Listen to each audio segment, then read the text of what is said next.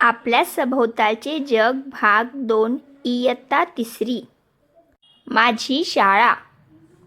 लिहू वाचू अभ्यास करू, खेळू बागडू व्यायाम करू, शहाणे होऊ आम्ही, शाळेला जातो आम्ही. गाणी गाऊ, नाटक बसू, चित्रे काढू, नाच करू, हुशार होऊ आम्ही, शाळेला जातो आम्ही. मित्रांसंगे मस्ती करू, मोठे होऊ, नाव कमवू, देशाचे भविष्य आम्ही, शाळेला जातो आम्ही. शाळेचे क्रीडांगण रंगबेरंगी पताकांनी सजले होते. शाळेची वार्षिक क्रीडा स्पर्धा सुरू होती. मुलांचा कलकलाट चालू होता. धावण्याच्या स्पर्धेत रोहित पहिला आला. रोहितचा प्रतिस्पर्धी मिहिरने रोहितचे अभिनंदन केले. त्यानंतर कबड्डीचे सामने सुरू झाले. त्यासाठी नीताचा संघ मैदानात उतरला. मुले ओरडून त्यांचा उत्साह वाढवत होती. सांगा पाहू, शाळेच्या क्रीडांगणावर तुम्ही कोणकोणते खेळ खेळता? शाळा म्हणजे काय? शाळा म्हणजे अशी जागा जिथे आपण शिकायला जातो, जेथे आपण नियम पाळायला शिकतो. शाळेत वेळेवर येणे, शाळेचा गणवेश घालणे, शालेय परिपाठासाठी रांगेत उभे राहणे, यातून आपण आपली शिस्त शिकतो. शाळेत वेगवेगळ्या कुटुंबातील मुले मुली शिकायला येतात. त्यांच्याशी आपले मैत्रीचे नाते असते. आपण आपल्या मित्रमैत्रिणींसोबत मिळून मिसळून राहतो, एकमेकांना मदत करतो, एकमेकांची काळजी करतो. शिक्षकांविषयी आदर बाळगायला शिकतो. शाळेतील शिक्षक आपल्याला वेगवेगळे विषय शिकवतात. त्यांचे आणि आपले नाते शिक्षक विद्यार्थी असे असते. समाजात कसे वागावे हे आपण शाळेत शिकतो.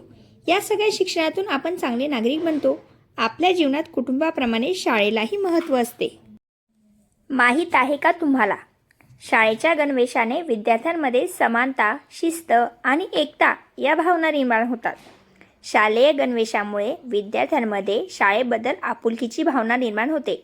शाळेचा गणवेश हा त्या शाळेची ओळख असतो. खाली दिलेल्या चित्रामध्ये शाळेसाठी आवश्यक साधने आहेत. ती ओळखा आणि चित्राखाली त्यांची नावे लिहा. भौतिक घटक: इमारत, फळा, खडू, डस्टर,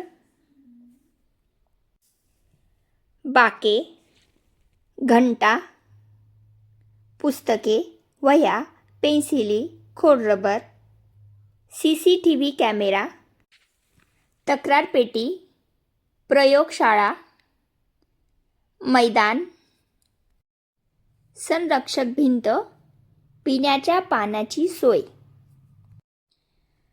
मार्कर, व्हाईटबोर्ड, स्मार्ट बोर्ड, पाटी, रॅम्प, ग्रंथालय, परसबाग, संगणक कक्ष, प्रथमोपचार पेटी, मुलांमुलींसाठी स्वतंत्र स्वच्छतागृहे, हँडवॉश स्टेशन, स्कूल बस इत्यादी. माहीत आहे का तुम्हाला, शाळेमध्ये पायऱ्यांच्या शेजारी उताराचा पट्टा बांधलेला असतो. या उताराच्या पट्ट्याला रॅम्प असे म्हणतात. रॅम्पमुळे दिव्यांगांना चाकाच्या खुर्चीवरून शाळेत ये जा करणे शक्य होते. मानवी घटक: विद्यार्थी, पालक, शिक्षक, मुख्याध्यापक, कार्यालयीन काम करणारे कर्मचारी, स्वच्छता कर्मचारी, शालेय पोषण आहार स्वयंपाकी व मदतनीस. विराजच्या शाळेत शालेय मंत्रिमंडळाची निवडणूक होती.